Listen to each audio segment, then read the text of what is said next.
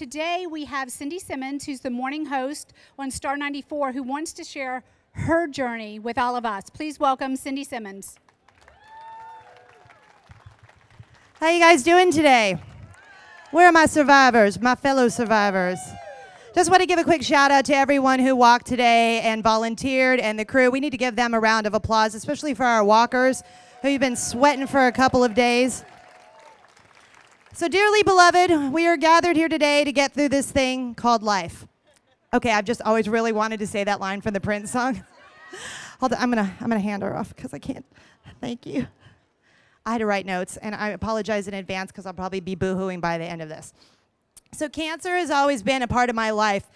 When my mom, Jane, was only 38 years old, she was diagnosed with her first of 4 breast cancers. So I grew up always having cancer around. See, I told you I'm already going to be a hot mess.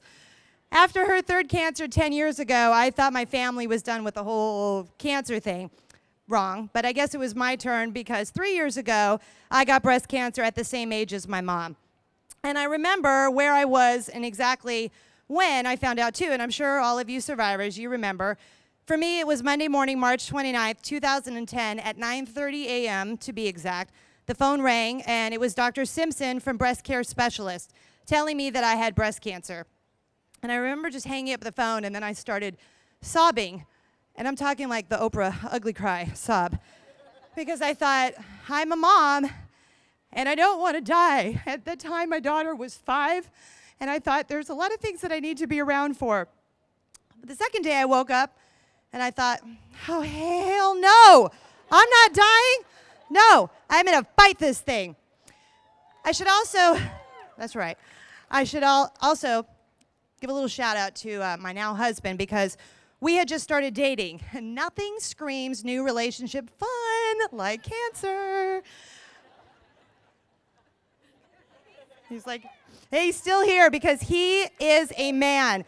He's a kind and gentle man who was not only on board from the beginning of the breast cancer train, but he rode it to the very end. And then so continued my cancer journey. I did what a lot of you have probably done. I had a mastectomy, reconstructive surgery, I had the drains in, and then I had the drains taken out. Got it poured in, did 6 months of chemo, a year of the IV drug Herceptin, 6 straight weeks of radiation, got the port taken out, and then ended the whole cancer party with no hair. I looked like a hot mess. Oh, and then I had to take tamoxifen for the next 5 years. Okay, how about the weight gain? What's up with that? I mean, yeah, you know, that's right. All right, so I didn't really have any hair, but I had a sense of humor, and that's kind of how I dealt with the whole cancer thing. Sense of humor, wine, and Kit Kats. That's right.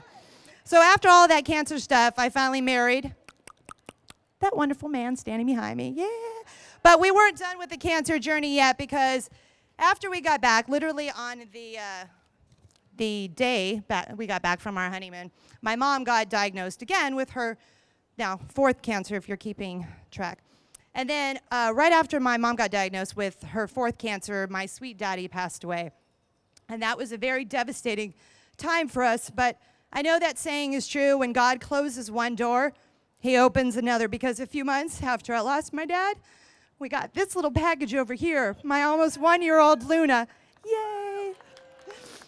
So needless to say, the last couple of years, they've been an emotional roller coaster, physical, emotional roller coaster up and down. But here's the thing, I'm alive. And I may have a little more junk in my trunk, but I'm okay with that because I'm totally alive and I'm here in front of you guys with my family and all of you who have worked so hard to get here. So just sharing my journey, and I wanted to say thank you. And a journey probably many of you know oh too well because it may sound a little similar to yours.